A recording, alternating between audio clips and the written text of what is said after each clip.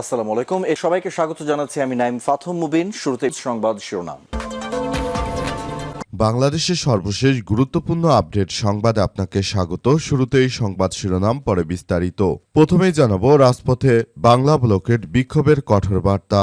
সরকারি চাকরির কোটা পদ্ধতি বাতিল সহ 4 দফা দাবিতে রাজধানী সহ সারা দেশে সড়ক মহাসড়ক অবরোধ করে বিশ্ববিদ্যালয় কলেজ ক্যাম্পাসগুলোতে ধর্মঘট পালিত হয়। 2024 সালে 6 জুলাই একই ধারাবাহিকতায় এবারও সরকারের বিরুদ্ধে কঠোর বার্তা দিয়েছে বাংলা ব্লকের। এ বিষয়ে খুবই গুরুত্বপূর্ণ সংবাদ জানাবো, সঙ্গেই থাকুন। এবারে জানাবো একযোগে 34 বিচারককে বদলি। জুডিশিয়াল সার্ভিসের যুগ্ম জেলা ও দায়রা জজ পদমর্যাদার 34 জন বিচারককে বদলি করে নতুন পদ এবং কর্মস্থলে প্রদান করা হয়েছে। আজ আইন বিচার ও সংসদ বিষয়ক মন্ত্রণালয়ের আইন ও বিচার বিভাগের বিচার শাখা 3 থেকে জারি করা এক প্রজ্ঞাপনে এই আদেশ জারি করা হয়েছে। এদিকে ইরানের সর্বোচ্চ ধর্মীয় নেতার জানাজায় অংশগ্রহণ শেষে দেশে ফিরেছেন স্পিকার। বাংলাদেশ জাতীয় সংসদের speaker Hafizuddin Ahmed Birbikram MP Tehran থেকে ঢাকায় ফিরেছেন। আজ তিনি ইরানের সর্বোচ্চ ধর্মীয় নেতা আয়তুল্লাহ আলী খামেনির জানাজায় অংশগ্রহণ শেষে ঢাকার হযরত শাহজালাল আন্তর্জাতিক বিমানবন্দরে পৌঁছান। এরপর জানাবো চট্টগ্রাম বন্দর থেকে গায়েব 250টি কন্টেইনার। চট্টগ্রামের বন্দর থেকে 250টি পণ্যভর্তি কন্টেইনার গায়েব হয়ে গেছে। চোরাচালান এবং রাজস্ব ফাঁকির গোপন সংবাদের ভিত্তিতে সব কন্টেইনার খালাসের উপর নিষেধাজ্ঞা জারি করেছিল চট্টগ্রাম কাস্টমস হাউস। এমনকি এসআই কোডা ওয়ার্ল্ড সিস্টেমের ডেলিভারি স্ট্যাটাসে লক করে দেয়া হয়, কিন্তু বাস্তবে কন্টেইনারগুলোর কোনো হদিস পাওয়া যাচ্ছে না। এবং সর্বশেষ জানাবো উখিয়ায় রোহিঙ্গা ক্যাম্পে পাহাড় ধসে 8 জনের মৃত্যু। কক্সবাজারের উখিয়ায় রোহিঙ্গা ক্যাম্পে ভারী বৃষ্টিবর্ষণের ফলে 3টি পৃথক ক্যাম্পে পাহাড় ধসের ঘটনায় নারী শিশু সহ 8 জন নিহত হয়েছে। আজ উখিয়ার জামতলী, কুতুবপালং ও বালুখালী রোহিঙ্গা ক্যাম্পে এই দুর্ঘটনা ঘটে। প্রিয় দর্শক, এতক্ষণ শুনছিলেন সংবাদ শিরোনাম, এবারে বিস্তারিত। তবে তার আগে বন্ধুরা অনুরোধ থাকবে এই সংবাদটিতে একটি লাইক দিন। এই চ্যানেলে আপনি নতুন হয়ে থাকলে আমাদের সংবাদটি দেখতে দেখতে চ্যানেলটি সাবস্ক্রাইব করে রাখুন। কমেন্ট করে বন্ধুরা আপনার মূল্যবান মতামত জানিয়ে দিন আপনি বিশ্বের কোন দেশ থেকে বা বাংলাদেশের কোন স্থান থেকে আমাদের সংবাদটি দেখছেন এবং শুনছেন। আর বন্ধুরা, সংবাদটি আপনার সোশ্যাল মিডিয়া ফেসবুকে শেয়ার করে বন্ধুদেরও দেখার সুযোগ করে দিন। গাজা যুদ্ধে আপনি যদি নিরীহ ফিলিস্তিনিদের ভালোবেসে থাকেন, কমেন্টে ইয়েস লিখে পুরো বিশ্ববাসীকে আমাদের এই তাজা আপডেটটি দেখার সুযোগ করে দিন। এবারে বিস্তারিত। চট্টগ্রাম বন্দর থেকে গায়েব 250 কন্টেইনার। চট্টগ্রামের বন্দর থেকে 250টি পণ্যভর্তি কন্টেইনার গায়েব হয়ে গেছে। চোরাচালানো রাজস্ব ফাঁকির গোপন সংবাদের ভিত্তিতে সব কন্টেইনার খালাসের উপর নিষেধাজ্ঞা জারি করেছিল চট্টগ্রাম কাস্টমস হাউস। এমনকি এসআই কোডা ওয়ার্ল্ড সিস্টেমেও ডেলিভারি স্ট্যাটাসে লক করে দেয়া হয়, কিন্তু বাস্তবে কন্টেইনারগুলোর কোনো হদিস পাওয়া যাচ্ছে না।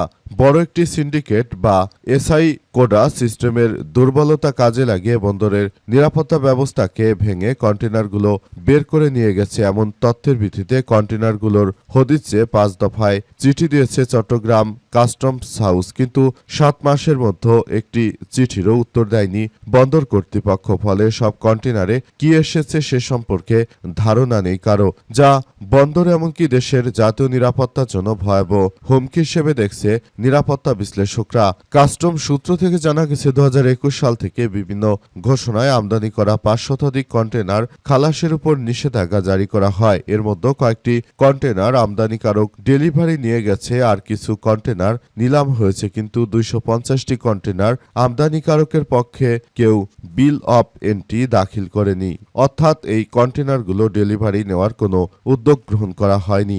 2021 সালের পর থেকে প্রতি বছর এই কন্টেইনারগুলোর তালিকা করে আসছে কাস্টমস হাউস। 2025 সালে শুল্ক ফাঁকি দিয়ে আনা 2 কন্টেইনার কাপড় ডকুমেন্টের ভিত্তিতে নিলামে তোলে চট্টগ্রাম কাস্টমস হাউস।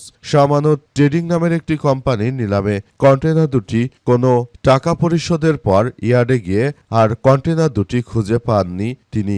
এতেই শুরু হয় তোলপাড়। এতদিন কাগজে কলমে থাকা কন্টেনারগুলোর অবস্থান জানার উদ্যোগ নেয় কাস্টমস হাউস, আর তাতে খাতা কলমের সঙ্গে বাস্তবতার ফারাক অনেক সামনে আসে। এরপরই দেখা গেল চট্টগ্রাম বন্দর থেকে 250টি কন্টেনার এই মুহূর্তে গায়েব হয়ে গিয়েছে। সেগুলোর আর কোনো হদিস পাওয়া যাচ্ছে না। একযোগে 34 বিচারককে বদলি। জুডিশিয়াল সার্ভিসের যুগ্ম জেলা এবং দায়রা জজ পদমর্যাদার 34 জন বিচারককে বদলি করে নতুন পদ এবং কর্মস্থলে প্রদান করা হয়েছে।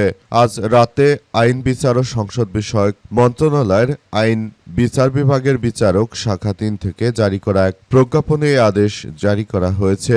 জনস্বার্থে জারি করা এই আদেশে বদলিকৃত বিচারকদের আগামী 7 জুলাই 2026 এর মধ্যে বর্তমান পদের দায়িত্বভার হস্তান্তর করে নতুন কর্মস্থলে যোগদানের নির্দেশনা দেওয়া হয়েছে।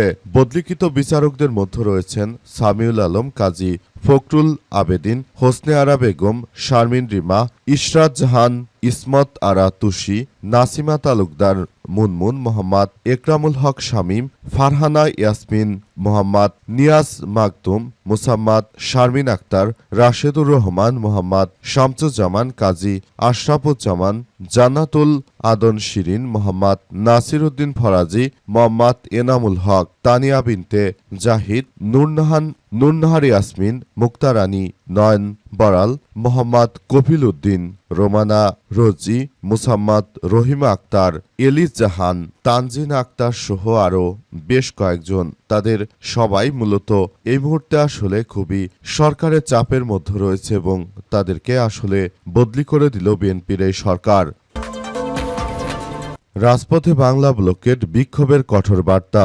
সরকারি চাকরি কোটা পদ্ধতি বাতিল সহ 4 দফা দাবিতে 2024 সালের 6 জুলাই রাজধানী সহ সারা দেশে সড়ক মহাসড়ক অবরোধ করে বিশ্ববিদ্যালয় ও কলেজ ক্যাম্পাসগুলোতে ধর্মঘট পালিত হয়। এদিন দেশের বিভিন্ন বিশ্ববিদ্যালয়ে আগের দিনের মতোই বিক্ষোভ ও অবরোধ কর্মসূচি পালন হলেও গণজমায়েত বাড়তে থাকে। এ সময় আন্দোলনকারীরা সব বিশ্ববিদ্যালয় এবং ক্লাস পরীক্ষা বর্জন, ধর্মঘট এবং সারা দেশে সড়ক মহাসড়ক অবরোধে ডাক দেয়। এর নাম দেয়া হয় বাংলা ব্লকেট। এর কর্মসূচির অংশ হিসেবে দেশের যোগাযোগের সব গুরুত্বপূর্ণ পয়েন্ট শিক্ষার্থীদের অবরোধ করার আহ্বান জানানো হয়েছিল।